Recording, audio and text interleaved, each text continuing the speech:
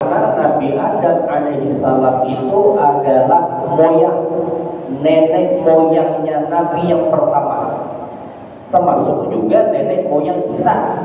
Jadi Nabi Adam itu nenek moyang Nabi yang pertama, juga nenek moyang kita yang pertama. Karena manusia yang pertama diciptakan adalah Nabi Adam. Kita keturunan dari Nabi Adam. Kalau belajar di SD Badarilah, ini mungkin ada lagi. Ada cerita dari penelitian Darwin bahwa manusia ini dari kera terevolusi ya, sehingga jadi manusia. Berarti kera penelitiannya, kita kadang-kadang Nabi Adam penelitian kita. Dan kajian dari Darwin itu memang ada masuk akal. Kalau seandainya kera berevolusi jadi manusia, berarti wajah ini mesti ada manusia ketutupan berubah jadi warik pulang. Tapi kadang-kadang itu, jadi itu jelas dan bukan ajaran kita. Cuma kiranya di SD kita diajarkan itu. Nah, jadi Nabi kita Sallallahu Alaihi Wasallam bertemu dengan Nabi Adam karena memang Nabi Adam itu moyang atau nenek moyangnya Nabi kita yang pertama, juga termasuk panitian pada Tuhan kita. Kemudian Nabi Adam alaihi salam Nabi bertemu dengan Nabi Adam di langit pertama. Ini li'ajri taksisil bunuwah bil ubuwah, itu untuk menghubungkan sifat anak kepada bapak. Jadi Nabi itu ya anak dari keturunan Nabi Adam. Jadi menghubungkan sifat seorang anak kepada bapak. Dan juga ketika Nabi Adam mengetahui bahwa Nabi kita dimi'rajkan sampai ke langit bertemu dengan Nabi Adam, dan juga Nabi kita penutup dari sekalian para Nabi dan Rasul, Nabi Adam bangga dengan kenabian Nabi kita. Dan hikmahnya juga kelak apa yang dirasakan, apa yang dialami oleh Nabi Adam bakal akan ditemui oleh Nabi kita juga nantinya, yaitu Nabi Adam alaihi salam di surga. Karena musuh iblis, maka Nabi Adam pun keluar dari surga. Nabi kita juga, Nabi kita diusir oleh musuh Nabi, orang-orang kafir Quraisy, dari tanah kelahiran Nabi, kampung halaman Nabi Mekah. Jadi Nabi itu hijrah ke Madinah tuh ya karena diusir, hendak dibunuh berbagai macam. Akhirnya Nabi rela meninggalkan kampung halaman tanah air Mekah, pulang ke Madinah hijrah. Nabi Adam itu juga diam di surga karena iblis, akhirnya ke dunia. Kemudian juga berbagai macam cobaan penderitaan yang dirasakan oleh Nabi Adam ketika ke bumi. Begitu juga Nabi ketika hijrah ke Madinah, dan macam-macam cobaan. Belum lagi ketika Nabi hendak keluar dari Mekah, itu sudah dihadang, sudah diintai, dan Nabi hendak dibunuh, tapi Nabi selamat. Kemudian juga Nabi Adam alaihissalam ketika turun ke bumi berpisah dengan istri tercinta, yaitu ibunda Siti Hawa. Jadi banyak cobaan yang dialami oleh Nabi Adam. Kelak begitu juga nantinya Nabi, berbagai macam cobaan yang Nabi rasakan nantinya. Kemudian pada akhirnya kelak Nabi Adam akan kembali ke surga, Nabi kita pun juga kelak akhirnya kembali ke Mekah, Mekah bisa ditaklukkan. Jadi yang namanya meninggalkan tanah air, kampung halaman itu ada nyaman. Kata orang pepatah orang Badari, hujan hujan emas di negeri orang, hujan batu di negeri awak. Itu masih nyaman hujan batu di negeri awak, hujan emas di negeri orang. Paling-paling kata pinculnya emasnya ada depan, karena awak bukan orang negeri itu, jelas dia orang sana yang diutamakan. Nah, jadi senyaman-nyamannya negeri orang masih nyaman negeri awak juga. Dan Nabi pun begitu juga. Nabi hijrah ke Madinah. Sementara Nabi itu dilahirkan di Mekah. Nabi asli orang Mekah, lahir di Mekah, orang Mekah, berdiam di Mekah, kampung halaman di Mekah diusir. Nah, itu hikmahnya. Wa ra'a bisaniyati Isa. Kemudian di langit yang kedua, Nabi kita melihat Nabi Isa, alladzi utiyal bayinat, yang mana Nabi Isa ini dianugerahkan bukti-bukti kebenaran tentang kenabiannya. Kal akhbari bil mughibati, seperti menyampaikan khabar-khabar gaib. Nabi Isa menyampaikan kepada kaumnya perihal hal-hal yang gaib yang tidak ada yang tahu. Tapi Nabi Isa tahu, Nabi Isa khabarkan kepada kaumnya. Di antaranya berita gaib yang Nabi Isa ketahui disampaikan kepada kaumnya, yaitu tentang kedatangan Nabi akhir zaman setelahnya. Dan berita gaib yang disampaikan oleh Nabi Isa itu dicantumkan, diceritakan dalam Al-Quran. Mimpi ismu Ahmad, bahwa setelah peninggalan bumi ini Nabi Isa telah ada Nabi akhir zaman, yaitu Ahmad atau Muhammad. Itu berita gaib, betul. Dan ada yang tahu, dikabarkannya kepada pengikutnya atau kaumnya. Wa ihya'il mauta, Nabi Isa juga bisa menghidupkan orang yang mati. Bahkan ribuan tahun yang mati Nabi Isa bisa menghidupkan. Di antaranya anak Nabi Nuh, Syam, itu ribuan tahun ke atas telah meninggal dunia, hidup kembali di masa Nabi Isa alaihi salam. Nabi Isa menghidupkan. Wa Ibrahim akmahi, Nabi Isa bisa menyembuhkan orang buta. Jadi akmah itu buta, itu bukan buta kayak kita orang yang diisi mata tiba-tiba kecelakaan buta. Nah, tapi akmah itu memang sejak lahir tidak punya mata. Kan ada tuh, dulu ada yang viral tuh biasa di Facebook. Ada anak yang memang rata mukanya. Kadang ada biji mata itu ada memang rata, pelupuk biji matanya ada itu akmah.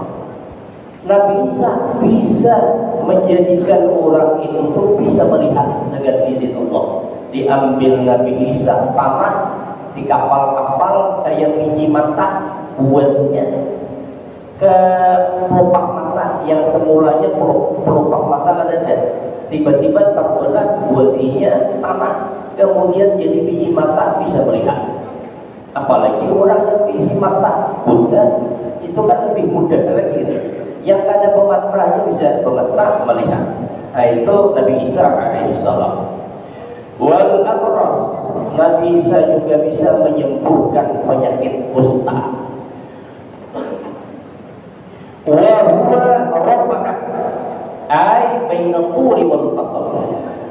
Perawakan Nabi Isa itu sedang antara tinggi dan pendek. Artinya tuh di sahabat tinggi banget ada, di sahabat rendah juga ada.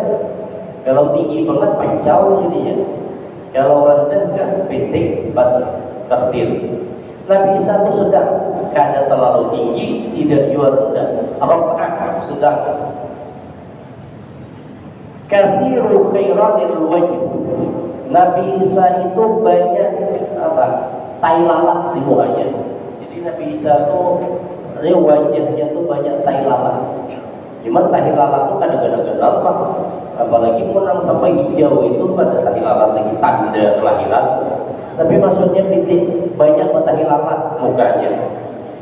Abyadu ma'ilin ilal hamra, warna kulitnya itu putih cenderung kemerah-merahan. Jadi putih kemerah-merahan itu kulit Nabi Isa. Dhamirul batni, yang kurus atau rata perutnya. Demi Nabi Isa tinggi gada, rendah gada. Wajahnya banyak bentahilallah, warnanya putih kemerah-merahan. Kemudian ramping perutnya, kiping gitu aja, kiping terus. Kata kayak kita bilang sama kayak begini, kianan 4 bulan. Nabi Isa tuh krempeng. Karena memang Nabi Isa itu memang diceritakan itu orang lebih fakir daripada orang yang fakir. Ya wajar ya, mungkin karena tapi makan bisa jadi karena memang Nabi Isa itu orang yang fakir. Laisa lahu malun wala baitun wala zawjah. Nabi Isa tidak punya harta, tidak punya rumah, bahkan istri tak punya. Kalau orang fakir, di kita ini sepakir-fakirnya orang, anak berjurut saja. Berarti bila anak berbini. Nabi Isa bininya tidak ada, rumah tidak ada, harta pun tidak ada. Jadi orangnya perutnya kiping. Ibn al-Batur, anak seorang perempuan yang perawan. Al-Azra'i, anak seorang perempuan yang perawan. Al-Munqati'ati 'anil azwaj, seorang perempuan perawan yang tidak pernah menikah, yaitu Siti Maryam. Al-Barrati, yang baik, As-Salihati, yang saleh, An-Naqiyah, ay Al-Tahirati minal fawahish, perempuan yang suci dari perbuatan-perbuatan kotor. At-tarikati lil manhiyatil fa'ilati lil ma'murat, seorang perempuan yang meninggalkan larangan, seorang perempuan yang mengerjakan perintah. Jadi Nabi Isa anak Siti Maryam. Siti Maryam seorang perempuan gadis yang tidak pernah menikah, tetapi Allah berkehendak Siti Maryam mengandung melahirkan Nabi Isa. Dan Nabi Isa dianugerahkan oleh Allah bukti-bukti yang nyata. Tahu dengan berita yang gaib, bisa menyembuhkan orang buta, menghidupkan orang mati, menyembuhkan penyakit kusta.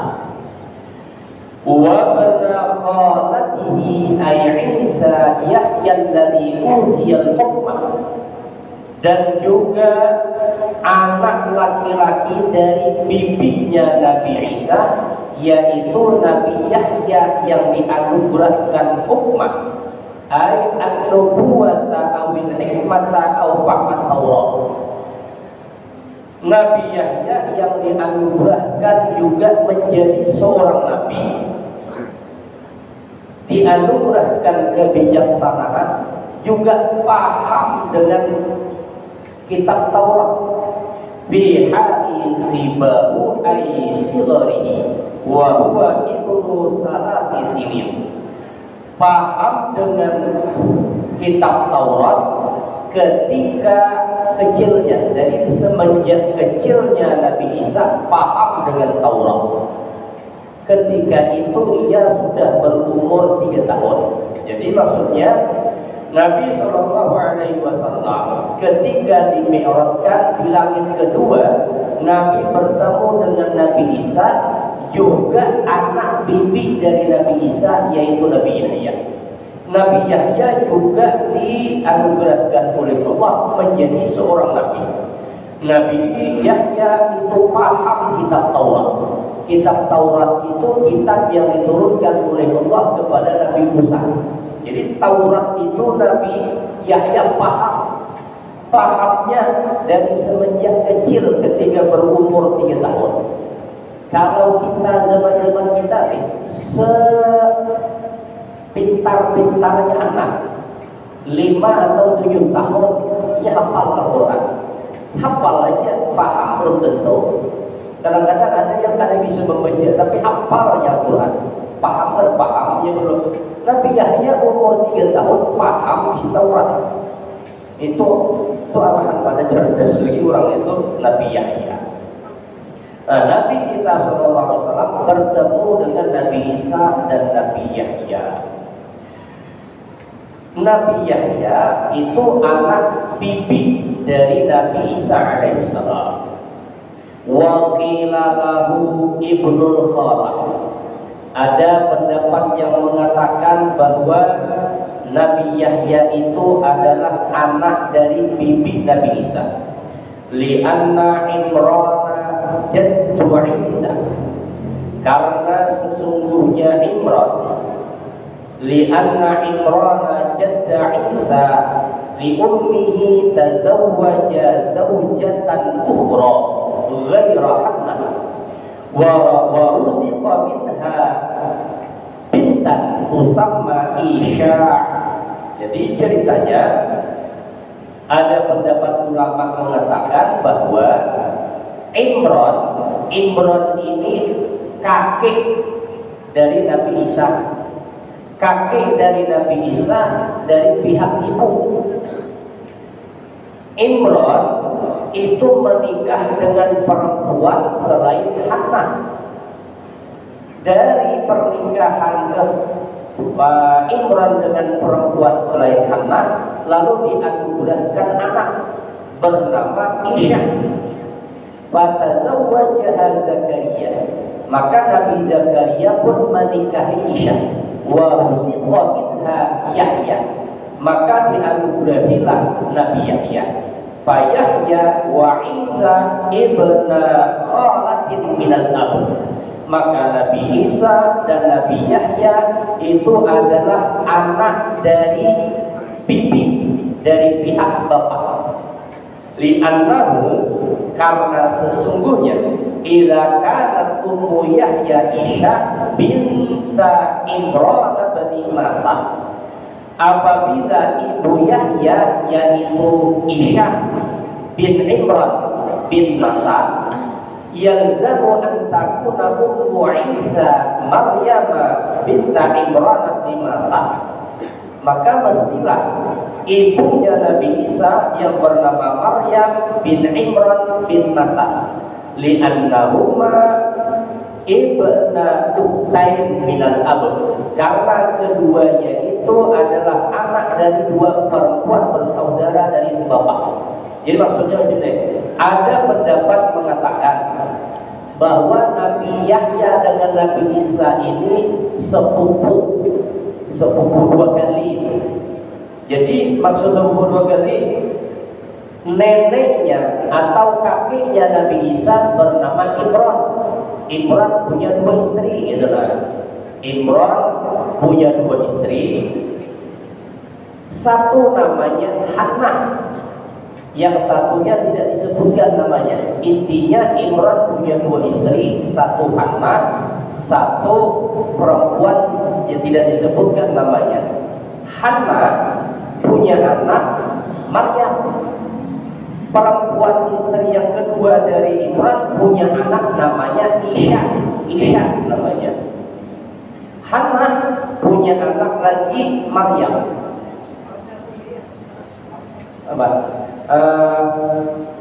Imran punya 2 istri, Hannah perempuan lain.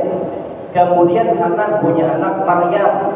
Kemudian istri kedua punya anak namanya Isha. Berarti Isha dengan Maryam sepupu sekali. Karena apa? Sepupu sekali ya, sepupu sekali. Kemudian Maryam punya anak Isa. Kemudian Isha pulang. Isha punya anak Yahya. Jadi apa ngarannya? Hubungannya itu hubungan dari pihak ibu. Berarti sepupu 2 kali ya. Si Isa dengan Nabi Isa dengan Yahya ini sepupu 2 kali. Berarti Yahya ini anak bibi dari Nabi Isa, atau Nabi Isa anak bibi Nabi Yahya, sepupu dua kali. Kemudian kata musannif Syekh Nawawi Banten, wassawabu, yang benar, anna Isya binta Faqud khalatu Maryam. Yang benar bahwasanya Isya itu binti Faqud, anak Faqud. Isya ini khalatu Maryam, bibi Maryam, bibi Siti Maryam. Wa hiya ukhtu Hannah binta Faqud. Sementara Isya itu saudara Hannah binti Faqud. Jadi pendapat lain, Hannah dengan Isya itu dua beradik. Hannah, Isya, dua beradik, anak dari Faqud. Faqud punya anak Hannah, Isya. Hannah menikah dengan Imran, Isya menikah dengan Zakaria. Pernikahan Hannah dengan Imran melahirkan Maryam, Maryam melahirkan Nabi Isa. Pernikahan Nabi Zakaria dengan Isya melahirkan Nabi Zakaria. Berarti Yahya ibnu khalati ummi Isa, la ibnu khalatihi.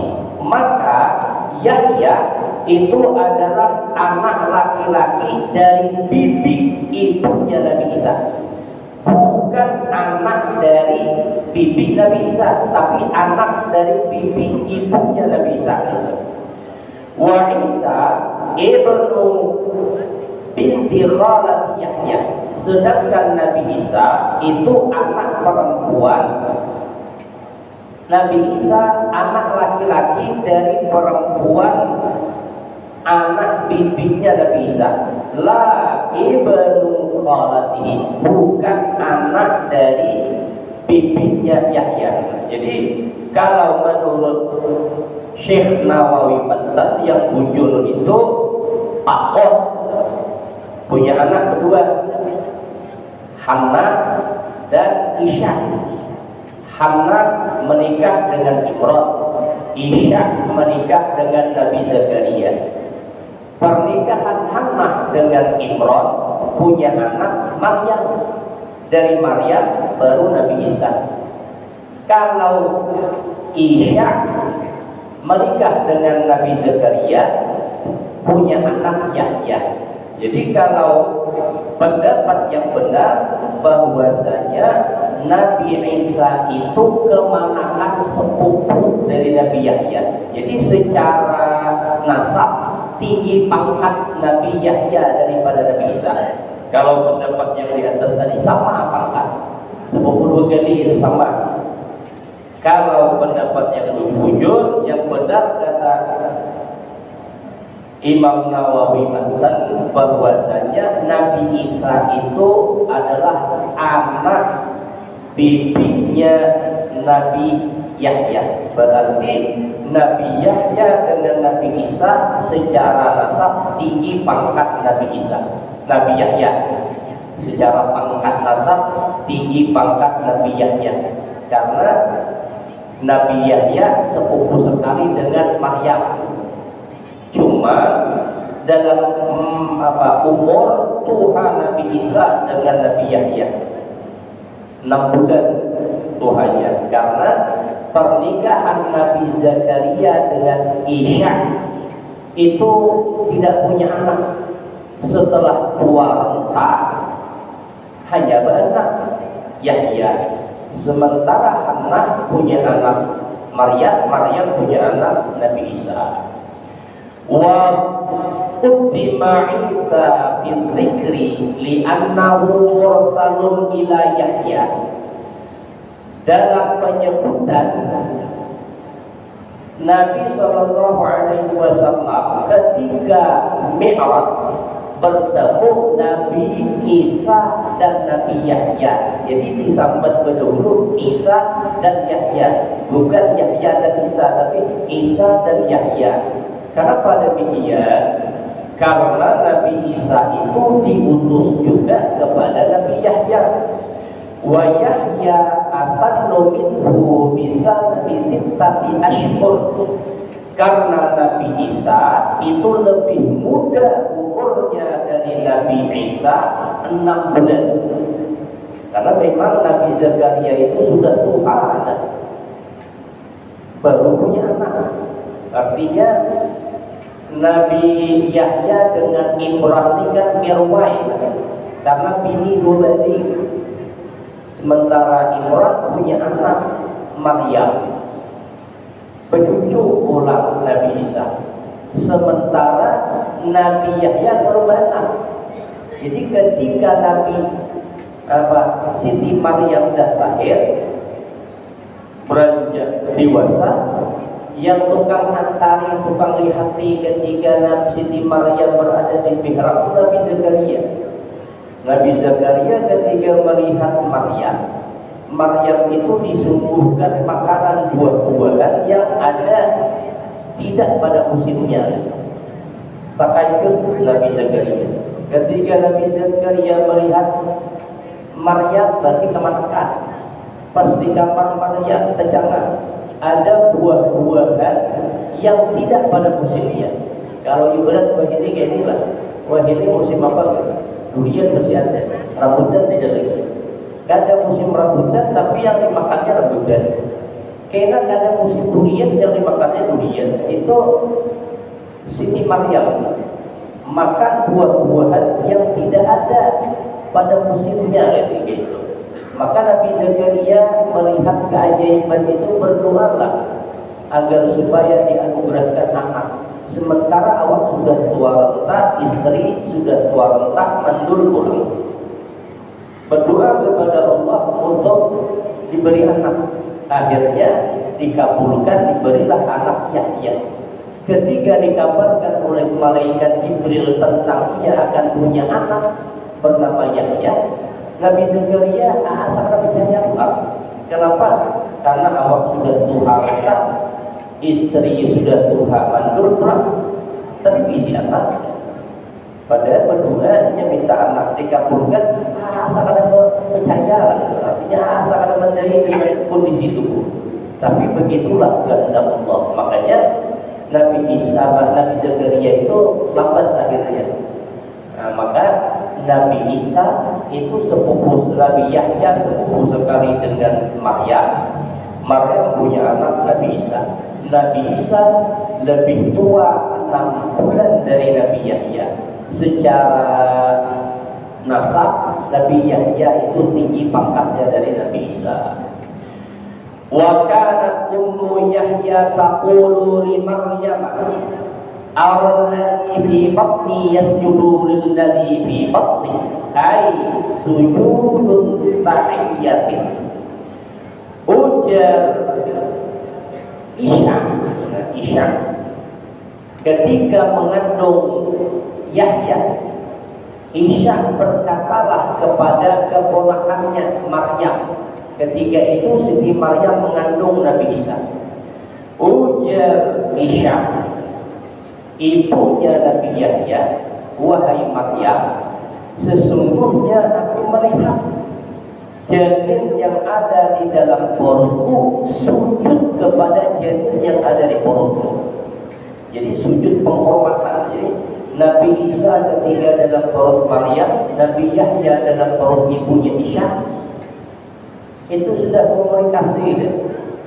Nabi Yahya sujud kepada Nabi Isa, sujud penghormatan.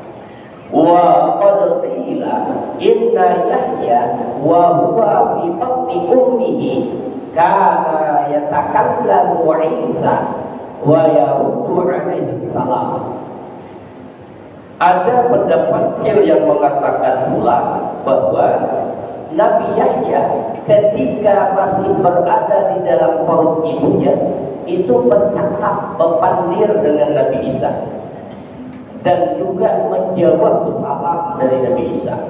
tidak memandir. Sebab Tuhan Nabi Isa ketika Nabi Isa sudah lahir, Nabi Yahya masih di dalam perut ibunya, pemandiran lawan Nabi Isa. Kalau Nabi Isa kan memang dari halus dari pemandir. Belum pernah apa-apa kalau ibarat kita belum putus kaki pusat pemandir, itu ibarat kita. Artinya masih merah. Nabi Isa bisa bercakap pemandir. Nah, Nabi Yahya dalam perut memandiri Nabi Isa. Wal hikmatu fi laqihi sallallahu alaihi wasallam Isa wa Yahya bis sama'is saniyah isyaratun ila halatin sataqa'u lahu fi sanil hijrah. Insyaallah dalam pertemuan selanjutnya kita lanjutkanlah. Ada hikmah kenapa Nabi kita ketika Isra Mi'rajnya di langit yang kedua bertemu dengan Nabi Isa dan Nabi Yahya. Apa hikmahnya? Ada hikmahnya. Hikmahnya itu nanti apa yang dialami oleh Nabi Isa juga dialami oleh Nabi. Jadi apa yang dialami oleh Nabi Isa juga kelak nanti dialami oleh Nabi kita Sallallahu Alaihi Wasallam. Nabi Isa tidak dibunuh oleh musuhnya, Nabi pun tidak dibunuh juga. Tapi Nabi Isa selamat, Nabi kita pun selamat. Insya Allah dalam pertemuan selanjutnya kita lanjutkan sampai di sini, mudah-mudahan ada manfaatnya.